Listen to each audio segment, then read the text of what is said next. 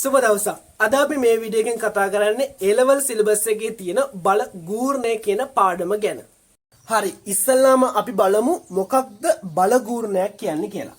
මම උදාහරණයක් විතර ගන්නම් මේ මාක පෙන් එක. මේ මාක හිතන්න මේ මාක පෙන් එක මම මෙතනින් ඇණයක් ගාලා හයි කරලා තියෙන්නේ. හැබැයි මේ මාක පෙන් එකට මෙහෙම භ්‍රමණය වීමේ හැකියාවක් තියෙනවා. මෙහෙම නිකන් තිබ්බහම භ්‍රමණය වෙනවද? නෑ. යම්කිසි බලයක් කොහෙන් හරි දෙන්න ඕන. එතකොට තමයි මේ මාක පෙන් එක භ්‍රමණය වෙන්නේ. මං මෙන්න මෙතනින් යම්කිසි බලයක් දෙනවා. මේ බලන්න මේ. මෙන්න මේ බලයක් දෙනවා. මොකද මාක පෙන් එකට වෙන්නේ? මාක පෙන් එක භ්‍රමණය වෙනවා. එහෙනම් බල ගූර්ණයක් කියන්නේ යම්කිසි වස්තුවක් යම්කිසි ලක්ෂයක් වටා භ්‍රමණය වීමේ හැකියාව තීරණය කරන භෞතික රාශියට අපි කියනවා බල ගූර්ණය කියලා. දැන් අපි බලමු කොහොමද බල ගූර්ණයක් හොයන්නේ කියලා. මම ගන්න යම්කිසි ලක්ෂයක් තියෙනවා. ඒ ලක්ෂය වටා දණ්ඩක් හයි කරලා තියෙනවා. ඒ දණ්ඩට මම මෙතනින් දෙනවා යම්කිසි බලයක්. හිතන්නකෝ F කියලා බලයක් දෙනවා කියලා. හිතන්නකෝ මෙන්න මේ ලක්ෂයේ සිට මෙතන බලය ක්‍රියා කරන රේඛාවට දුර x කියලා. එහෙනම් දැන් අපි බලමු කොහොමද බල ගූර්ණය හොයන්නේ කියලා. බල ගූර්ණය සංකේතවත් කරනවා කැපිටල් G අකුරෙන්.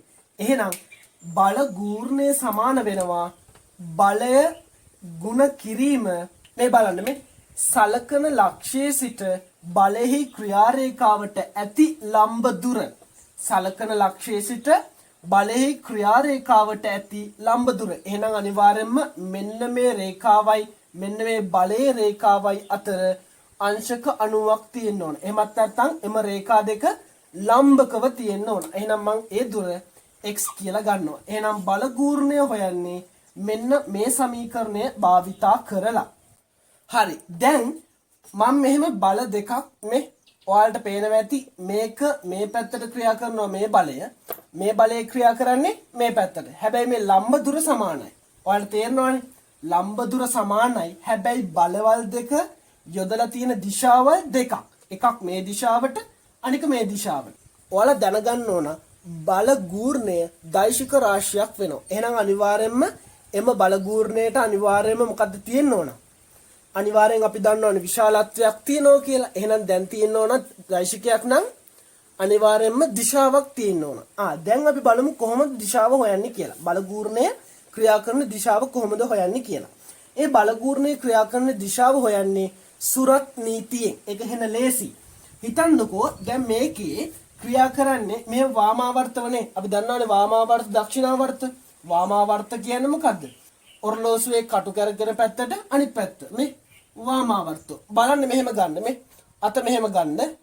ඔයාලට මේ ඔන්නෝම ගන්න. හරි නේද? අත ගන්නකො මෙහෙම. මෙහෙම අරගෙන දැන් බලන්න මෙන්න මේ බලය මොන පැත්තටද ක්‍රියා කරන්නේ? මෙහෙම වාමාවර්තෝ මේ වාමාවර්තෝ. පේනවනේ වාමාවර්තෝ කියලා මේ. හරි නේද මම කරන්නේ? වාමාවර්තෝ. එහෙනම් බලන්න මේ මහපට ඇඟිල්ල මොන පැත්තටද තියෙන්නේ? මෙහෙම තියෙන්නේ. තලයෙන් පිටට බන් තියෙන්නේ. තලයෙන් පිටට. තලයෙන් පිටට. එහෙනම් මෙන්න මේ වගේ බල ගූර්ණයක නැත්තම් වාමාවර්තව ක්‍රියා කරන බල ගූර්ණයක බල ගූර්ණයේ දිශාව මොන පැත්තද? තලයෙන් පිටතට. එහෙනම් බල ගූර්ණය ඇති වෙන්නේ තලයෙන් පිටතට. තලයෙන් පිටතට. මේ බලන්න මේ මෙහෙම ක්‍රියා කරද්දි මහපට ඇඟිලි දිශාව මේ පැත්ත මේ පැත්ත. එහෙනම් දැන් මට මේක කියන්න. බලන්න. බලය ක්‍රියා කරන්නේ දක්ෂිනාවර්තව. එහෙනම් මෙහෙම වෙන්න ඕනේ. බලන්න මේ. මෙහෙමනේ ක්‍රියා කරන්නේ මේ. තේරෙනව නේද? මෙහෙම ක්‍රියා කරන්නේ. එහෙනම් මහපට ඇඟිලි තියෙන්නේ තලයෙන් ඇතුළට. තලයෙන් ඇතුළට. හරි නේද මේ? තලයෙන් ඇතුළට. එහෙනම් දක්ෂිනාවර්තව බලයක් ක්‍රියා කරද්දී ඒකේ බල ගූර්ණයේ දිශාව නැත්නම් බල ගූර්ණය ක්‍රියා කරන්නේ තලයෙන් ඇතුළට. තලයෙන් ඇතුළට. දැන් පැහැදිලිවම තේරෙනවානේ මේක එකක් මේක එකක් කියලා. ඇයි මේකේ බල ගූර්ණය ක්‍රියා කරන්නේ තලයෙන් පිටතට. මේකේ බල ගූර්ණය ක්‍රියා කරන්නේ තලයෙන් ඇතුළට. මම මේක ගන්නවා බල ගූර්ණය G සමානයි මේ ලම්බ දුර x ගුණ කිරීම බලය F. මේකෙත් මම ගන්නවා G සමානයි x ගුණ කිරීම F. මේ බලන්න බල ගූර්ණයේ විශාලත්වය දෙකේම සමාන වෙලා. හැබැයි බල ගූර්ණය ක්‍රියා කරන දිශාව වෙනස් නේ. එහෙනම් මට කියන්නකො මේකේ බල ගූර්ණය ක්‍රියා කරන්නේ කොහෙටද? බලන්න සුරත් නීතියෙන් ගන්න මේ වාමාවර්තව කැරකෙන්නේ. වාමාවර්තව කැරකෙනවා නම් මේ තලයෙන් පිටට තමයි බලගූර්ණය ක්‍රියා කරන්නේ. තලයෙන් පිටට බලගූර්ණය ක්‍රියා කරනවා නම් අපි ඒක සංකේතවත් කරනවා මෙන්න මේ ලකුණෙන්. මෙන්න මේ ලකුණෙන් අපි සංකේතවත් කරනවා ඒක. මේක බලන්න සුරත් නීතියෙන් ගන්න මේ දක්ෂිනාවර්තව. දක්ෂිනාවර්තව ක්‍රියා කරද්දී බලය මේ බලගූර්ණය ක්‍රියා කරන්නේ තලය ඇතුළට. එහෙනම් අපි ඒක සංකේතවත් කරනවා මෙන්න මේ සංකේතයෙන්. මෙන්න මේ සංකේත දෙකෙන් තමයි අපි ඒ බලගූර්ණයේ තලයෙන් ඇතුළටද තලයෙන් පිටතටද කියලා හොයන්නේ. මේකෙන් කියවෙන්නේ තලයෙන් පිටතට. මේකෙන් තලය ඇතුළට කියන එක තමයි. මෙන්න මේ සංකේත දෙකෙන් අපි ඒක තමයි තීරණය කරන්නේ. බලන්න මේකේ වාමාවර්තව. වාමාවර්තව කියනවා නම් මේ තලයෙන් පිටට තමයි බලගූර්ණය ඇති වෙන්නේ. හැබැයි මේකේ මේ දක්ෂිනාවර්තව. තලයෙන් ඇතුළට තමයි මේකේ බලගූර්ණය ඇති වෙන්නේ. හරි අපි දැන් උදාහරණයක් බලමු. මට කියන්නකෝ මේ පද්ධතියේ බලගූර්ණය කීයද කියලා. කැපිටල් G සමානයි කොහොමද හොයන්නේ? බලය ගුණ කිරීම 5 නිව්ටන් ගුණ කිරීම සලකන ලක්ෂ්‍යයේ සිට බලයේ ක්‍රියාරේඛාවට ඇති ලම්බ දුර.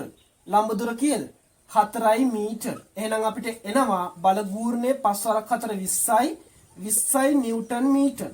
මේ උත්තරේ හරිද? වැරදි. එහෙනම් අපි මොකක්ද තව දාන්න ඕන? බලගූර්ණයේ දෛශිකයක්නේ. එහෙනම් මේ බලගූර්ණය ක්‍රියා කරන්නේ මොන දිශාවටද කියලා අපි දාන්න ඕන.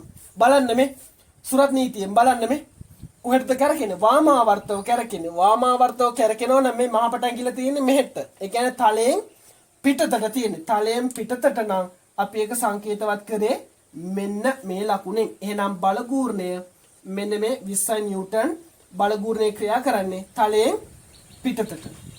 හරි අපි තව උදාහරණයක් බලමු. මට කියන්නකෝ මේ පද්ධතියේ බලගූර්ණය කීයද කියලා. G සමානයි බලය ගුණ කිරීම සලකන ලක්ෂ්‍යයේ සිට බලයේ ක්‍රියාරේඛාවට ඇති ලම්බ දුර. ලම්බ දුර කීයද? 4 මීටර. 10 වරක් 4 40යි නිව්ටන් මීටර. දැන් කියන්න මට මේක කොහෙටද ක්‍රියා කරන්නේ? ඒ කියන්නේ මේ බලගූර්ණය මොන දිශාවටද ක්‍රියා කරන්නේ? සුරත් නීතිය ගන්න. සුරත් නීතිය අරන් බලන්න කොහෙටද කරකෙන්නේ? දක්ෂිනාවර්තව. මේ දක්ෂිනාවර්තව කරකෙන්නේ. එහෙනම් මේ බලන්න මේ තලය ඇතුළට තමයි බලය ක්‍රියා කරන්නේ. එහෙනම් බලන්න තලය ඇතුළට නම් මොකෙන්ද සංකේතවත් කරේ? මෙන්න මේකෙන් තමයි තලය ඇතුළට නම් බලගූර්ණය තියෙන්නේ. මෙන්න මේ ලකුණෙන් තමයි අපි එක සංකේතවත් කරේ. හරි අපි දැන් බලමු මේ පද්ධතියේ බලගූර්ණය. කැපිටල් G සමානයි බලය. බලය 5 නිව්ටන්. බලය 5 නිව්ටන්ද ලියන්නේ? නෑ. ඇයි මේ බලය හරියට මෙන්න මේ රේඛාවට ලම්බකව තියෙන්නේ? නෑ. එහෙනම් අපි මේ නිව්ටන් 5 කියන බලය සංරචක වලට බෙදා ගන්න ඕන. තිරස් සහ සිරස් කියන සංරචක වලට කඩා ගන්න ඕන. එතකොට අපිට එනවා සිරස් සංරචකයේ විදිහට මේ සංරචකය. තිරස් සංරචකයේ විදිහට මෙන්න මේ සංරචකය එනවා මෙහෙන්. හරි නේද? දැන් බලමු අපි සිරස් සංරචක බෙදාගෙන 5 නිව්ටන් අපිට දීලා තියෙනවා මෙන්න මේ කෝණය අංශක 30යි කියලා. මේ සිරස සමග සාධන කෝණය අංශක 30යි. එහෙනම් සිරස්ව ක්‍රියා කරන බලය කීයද? සිරස්ව ක්‍රියා කරන බලය මේ බලන්න මේ 5 නිව්ටන්. මේ බලන්න මේ කෝණයේ පැත්තට කොස් කෝණයේ පැත්තට බලන්න. කෝණයේ පැත්තට කොස් කියලා දන්නව නේද? එහෙනම් කෝණයේ පැත්තට කොස් 30. එහෙනම් මෙන්න සිරස් සංරචකයේ තිරස් සංරචකයේ කීයද? තිරස් සංරචකයේ අපි දන්නවනේ මෙතන අංශක 90යි කියලා. අපිට ගන්න පුළුවන් මෙතන 5 නිව්ටන්, මෙතන cos 30 නම් මෙතන sin 30 කියලා. එහෙමත් හරි සමහරක් කට්ටිය මෙහෙම පුරුදු වෙලා ඉන්නවනේ. දැන් මෙතන අංශක 90ක් කියලා දන්න හින්දා මෙතන අංශක 30යි නම් මෙතන අංශක 60ක් වෙන්න ඕනනේ. එහෙනම් අපිට ඒකනොත් ගන්න පුළුවන් කෝණේ පැත්තටනේ. 5 නිව්ටන් මේ කෝණේ cos 5 නිව්ටන් කෝණේ cos එහෙනම් cos 60. එහෙනම් අපිට මේක ලියන්න පුළුවන් 5 නිව්ටන් cos 60 කියලා. හරි නේද? cos 30ත් කීයද? භාගයයි. cos 60ත් භාගයයි. එහෙමත් ගන්න පුළුවන්. හරි නේද? මම එකක් ගන්නකො මෙතනින් 5 නිව්ටන් sin 30. දැන් මට කියන්න මේ බල දෙකෙන්ම බලගූර්ණයක් ඇති කරනවද? එක්කෝ මේකෙන් විතරක් බලගූර්ණයක් ඇති කරනවද? නැත්නම් මේකෙන් විතරක් බලගූර්ණයක් ඇති කරනවද? නැත්නම් දෙකෙන් එකක්වත් නැද්ද? මට ඒක කියන්නකෝ. ඔයාලට තේරෙන්න ඕන බලන්න මේ මෙහෙම මාක පෙන් එක තියෙනවානේ. මම මේ අක්ෂය වටා ඇණයක් ගහලා මේක භ්‍රමණය කිරීමේ හැකියාවක් ඇති කරලා තියෙනවා. මම මෙතනින් බලයක් දුන්න. ඒ කියන්නේ මෙන්න මේ බලය වගේ මම මෙතනින් බලයක් දෙනවා. බල ගූර්ණයක් ඇති වෙනවා. හරි නේද? හැබැයි මම මෙහෙන් දෙනවා මෙන්න මෙහෙන් බලයක් දෙනවා. මේ බලන්න මම මෙහෙන් බලයක් දුන්නාම බල ගූර්ණයක් ඇති වෙනවද? නෑ. ඒ බල ගූර්ණය ඇති වෙන්නේ නැහැ. එහෙනම් මෙන්න මේ ලක්ෂ්‍ය කෙලින් එන්නේ මේ ලක්ෂ්‍යයට කෙලින් එන්නේ. එහෙනම් ඒ ලක්ෂ්‍ය හරහා යන බලවලින් එම ලක්ෂ්‍ය වටා ගූර්ණයක් ඇති කරන්නේ නැහැ. බලන්න මේ ප්‍රායෝගිකව මේ පෑන ගූර්ණයක් ඇති වෙනවද මෙහෙන් කෙලින් එවුවාම බලයක්? නෑනේ. එහෙනම් මේකෙන් අපිට බල ගූර්ණයක් ලබා දෙන්නේ නැහැ. එහෙනම් මේකෙන් විතරයි බල ගූර්ණයක් අරන් දෙන්නේ. එහෙනම් අපිට කැපිටල් G ලියන්න පුළුවන්. මේ බලන්න දැන් ලම්බ වෙලා නෙමෙයි. සලකන ලක්ෂයේ සිට බලය ක්‍රියා කරන රේඛාවට ඇති ලම්බ දුර. හරි නේද? මේ 5 නිව්ටන් බලය මං සංරචක දෙකට බෙදාගෙන ලම්බ දුර ගත්තා. හරි නේද? එහෙනම් අපිට කැපිටල් G ලියන්න පුළුවන්. 5 නිව්ටන් cos 30 ගුණ කිරීම ලම්බ දුර 4 මීටර. එහෙනම් 5 ගුණ කිරීම cos 30 කියන්නේ මූල 3.2 4 නිව්ටන් මීටර. මේ දෙකට මේ 4 කපන්න පුළුවන් අපිට. එහෙනම් 5 2 10යි. 10යි මූල 30යි නිව්ටන් මීටර. දැන් කියන්නේ බල ගූර්ණය ක්‍රියා කරන්නේ තලයේ තුලටද තලයෙන් පිටතටද? කියන්න බලන්න මේ බලන්න මේ කොහෙටද ක්‍රියා කරන්නේ? කොහෙටද ක්‍රියා කරන්නේ? මේක වාමාවර්තව කැරකෙන්නේ. වාමාවර්ත බල ගූර්ණයක් තියෙන්නේ. බලන්න මේ සුරත් නීතියෙන් වාමාවර්ත බල ගූර්ණයක් තියෙනවා නම් මේ කෙලින්ම තලයෙන් පිටතට. තලයෙන් පිටතට නම් මෙන්න මේ සංකේතයෙන් තමයි අපි ලකුණු කරන්නේ. හරි නේද? ඔන්න ඕකයි මෙන්න මේ පද්ධතියේ බල ගූර්ණය. හරි. දැන් අපි කතා කරමු බල යුග්මයක ගූර්ණය. යුග්මයක් කියන්නේ බල දෙකක ගූර්ණය. අපි ඉස්සෙල්ලා කරේ තනි බලයක ගූර්ණයනේ. දැන් අපි කතා කරමු බල යුග්මයක ගූර්ණය. බල යුග්මයක ගූර්ණයේදී වෙන්නේ මෙන්න මේ සීන් එක. මෙහෙම බලයක් යදනවා, ඒ වගේම බලයක් මෙහිනුත් යදනවා. මේ බලන්න මේ බල ගූර්ණයක් වෙනවා. මොන වගේ එක සීන් එකක්ද වෙන්නේ? සුක්කානමක ඔය වගේ සීන් එකක් නෙවෙන්නේ. බයිසිකල් හැන්ඩලයක් හැරවීමේදී, කරාමයක් ඇරීමේදී ඔය වගේ සීන් එකක් නේද දෙන්නේ. මේ බලන්න මේට සමාන මෙහෙම බලයකුත් දෙනවා. දැන් සුක්කානමේ වුණත් එහෙමනේ. මෙහෙන් දෙන බලයට සමාන බලයක් මෙහෙන් දෙන්නේ. නේද? මෙහෙන් දෙන බලයට වඩා මෙහෙන් අඩු බලයක් දුන්නොත් කැරකෙන්නේ අඩුවෙන්. ඒක තේරෙනවනේ ප්‍රායෝගිකව. එහෙනම් මෙන්න මෙහෙම බල යුග්මයක ගූර්ණය හොයන්නේ. මම ඒකට කැපිටල් G දාන්නම්. එක් බලයක විශාලත්වය ඔයාලා නෝට් කරගන්නවා නම් ඔයාලා ලියාගන්න එක් බලයක විශාලත්වය කියලා. මම ලියන්නම් කැපිටල් F. එක් බලයක විශාලත්වය ගුණ කිරීම බල දෙක අතර ලම්බ දුර. අනිවාර්යයෙන්ම මෙන්න මේ දුරවල් ලම්බ දුර වෙන්න ඕන. ඒ කියන්නේ මෙන්න මේ සරකල් ලක්ෂයේ සිට මේ බලය ක්‍රියා කරන රේඛාවට මේ අනිවාර්යයෙන්ම ලම්බ වෙන්න ඕන. එහෙනම් ලම්බ දුර හැටිය මේකේ හැටි නම් x. එහෙනම් බල යුග්මයක ගූර්ණය හොයන්නෙත් මෙන්න මෙහෙම.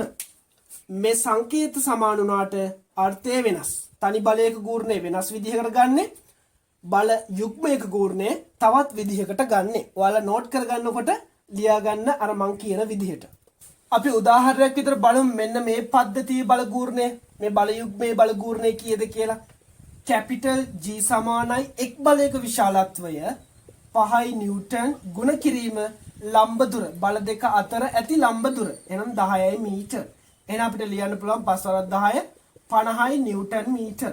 එහෙනම් මේකෙත් මෙම බල ගූර්ණය ක්‍රියා කරන්නේ කොහොමද? තලයේ ඇතුළටද තලයේ පිටතටද? බලන්න මේ කොහොමද කැරකෙන්නේ? දක්ෂිනාවර්තව කැරකෙන්නේ. දක්ෂිනාවර්තව කැරකෙනවා නම් බල ගූර්ණය ඇති වෙන්නේ තලය ඇතුළට. තේරෙනවද කියලා? තලය ඇතුළට බල ගූර්ණය ක්‍රියා කරනවා නම් මෙන්න මේ සංකේතයෙන් තමයි අපි සංකේතවත් කරන්නේ. හරි. දැන් අපි බල පද්ධතියක ගූර්ණය ගමු. මං ගන්නම් ඒ වටා ගූර්ණය ගන්නවා දක්ෂිනාවර්තව. අපි දක්ෂිනාවර්තව නම් මෙන්න මෙහෙම ලකුණු කරනවා. කියන්නේ දක්ෂිනාවර්තව. හරිනේ? දක්ෂිනාවර්තව අපිට කැමති විදිහට ගන්න පුළුවන්. දැන් අපි හිතන්නකෝ දක්ෂිනාවර්තව අරන් ඍණ උත්තරයක් ආව කියලා. එහෙනම් ඇත්තටම තියෙන්නේ දක්ෂිනාවර්තවද? නෑ. තියෙන්නේ වාමාවර්තව. ඒකෙන්ද තමයි ඍණ උත්තරයක් කියන්නේ. ඒක නිසා අපි මෙතනින් දක්ෂිනාවර්තව ගත්තත් වාමාවර්තව ගත්තත් කිසි ප්‍රශ්නයක් නෑ. මොකද අපිට උත්තරේ හරියට එන හින්දා. එහෙනම් මම ඒවට ඉස්සෙල්ලා මේ පැත්තේ තියෙන බල ටික ගන්නම්කෝ. මම ගත්තේ ධන විදිහට සලකන්න ඕන දක්ෂිනාවර්තය තියෙන ඒවා. එහෙනම් ඉස්සෙල්ලා මම මේ බලය ගත්තොත් ඒක නම් ඒ බලය දක්ෂිනාවර්තව ක්‍රියා කරන්නේ. එහෙනම් කොහොමද ගන්නෙ? බලය ගුණ කිරීම ලම්බ දුර දෙකයි. ඊට පස්සේ මම මේ බලයෙන් ඇති කරන ගූර්ණය ගන්නම්. බලන්න මේ බලයෙන් ඇති කරන ගූර්ණය වාමාවර්තව. මම දක්ෂිනාවර්තව ගත්තේ ධන සලකලා. එහෙනම් වාමාවර්තව ගන්න වෙන්නේ අපිට ඍණ සලකලා. එහෙනම් ඍණ බලය ගුණ කිරීම ලම්බ දුර 3යිද? නෑ, අපි ගන්නෙ ඒ ලක්ෂ්‍ය වටා. එහෙනම් ඒ ලක්ෂ්‍යයේ සිට ඇති දුර. මෙතන 2ක් තියෙනවා, මෙතන 3ක් තියෙනවා. ඒ කියන්නේ 5යි.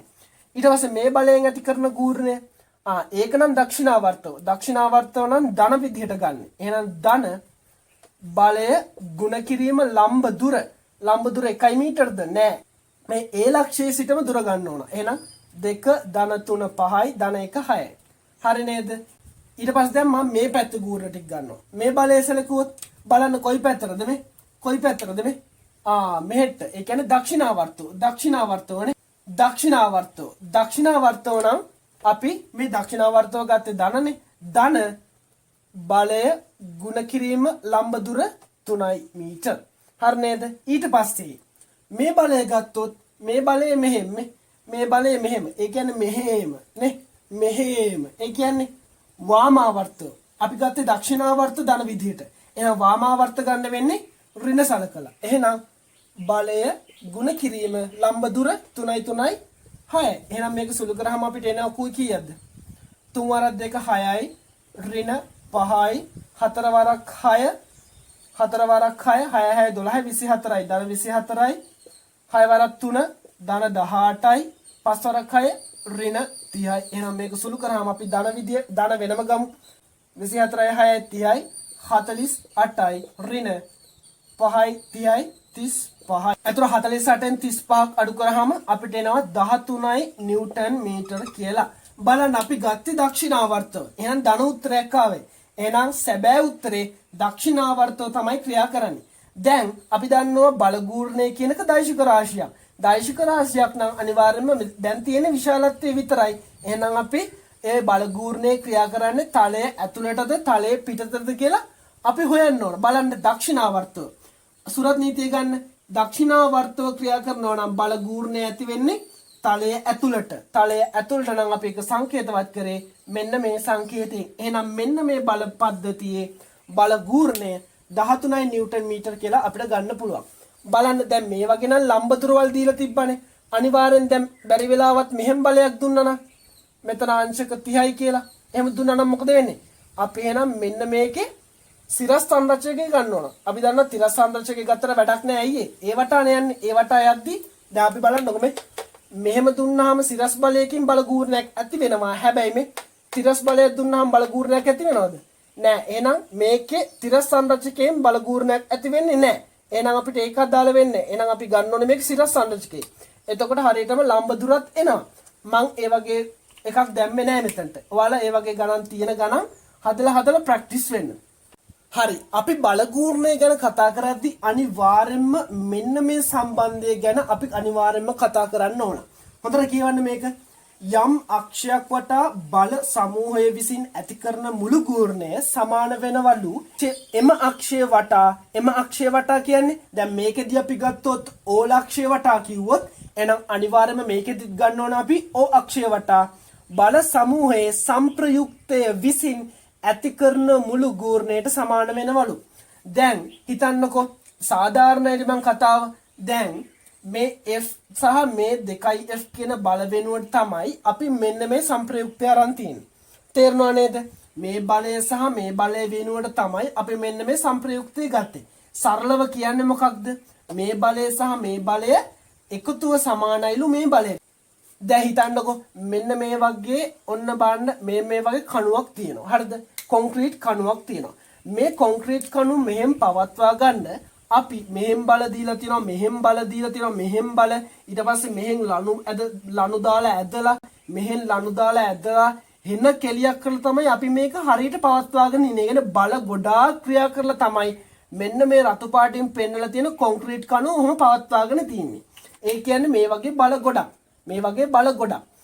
සංප්‍රයුක්තය කියන්නේ මේ කණුව ඔහොම තියෙන. ඒ කියන්නේ මේ කණුව දශමයක්වත් වෙනස් වෙන්නේ නැතුව මේ කණුව දශමයක්වත් වෙනස් වෙන්නේ නැතුව මේ ක්‍රියා කරන බල වෙනුවට ක්‍රියා කරන තනි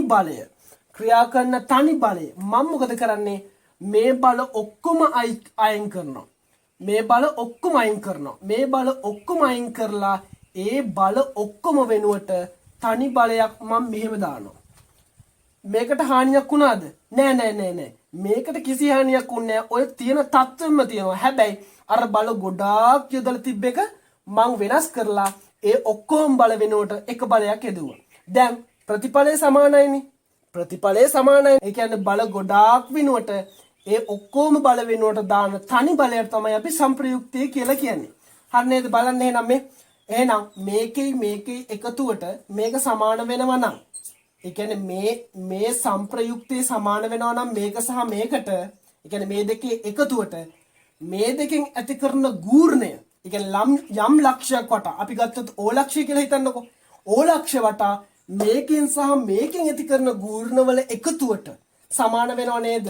ඒ O ලක්ෂය වටාම මෙන්න මේකෙන් ඇති කරන ගූර්ණයට අනිවාර්යෙන් සමාන වෙන්න එපයි.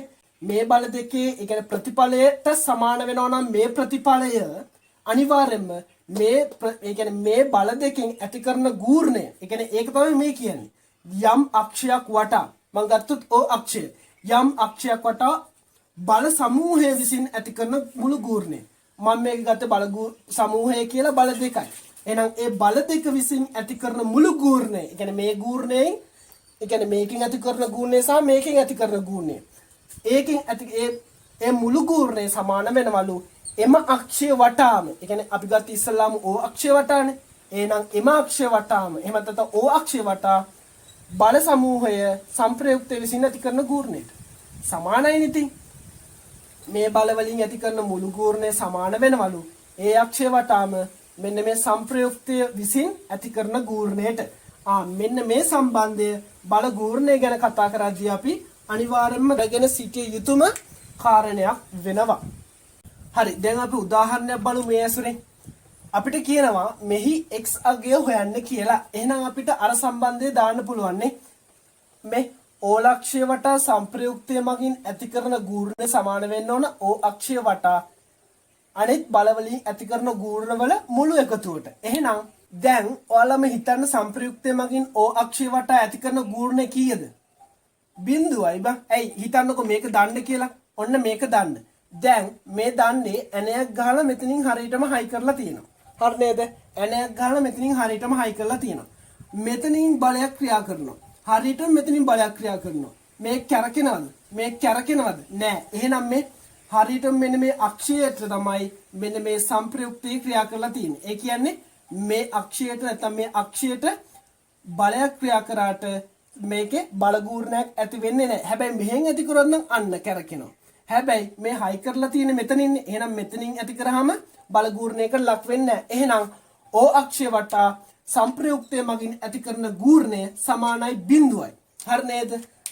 මොකද්ද සම්බන්ධය? O අක්ෂය වටා නැත්නම් යම්කිසි ලක්ෂයක් වටා සංප්‍රයුක්තය මගින් ඇති කරන ගූර්ණය සමාන වෙනවා එම ලක්ෂය වටාම අනිකුත් බල වලින් ඇති කරන ගූර්ණය. එහෙනම් මේකේ ගූර්ණය කීයද?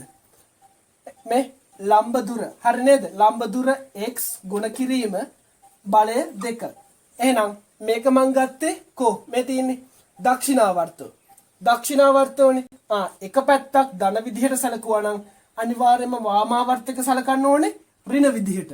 එහෙනම් මං ඍණ ලම්බ දුර 2යි ගුණ කිරීම 5යි බලය. එහෙනම් මෙතන එනවා 2x ඍණ 10යි කියලා. එහෙනම් මේ ඍණ 10 මම මේ පැත්තට ගෙනිච්චොත් 2x වෙනවා.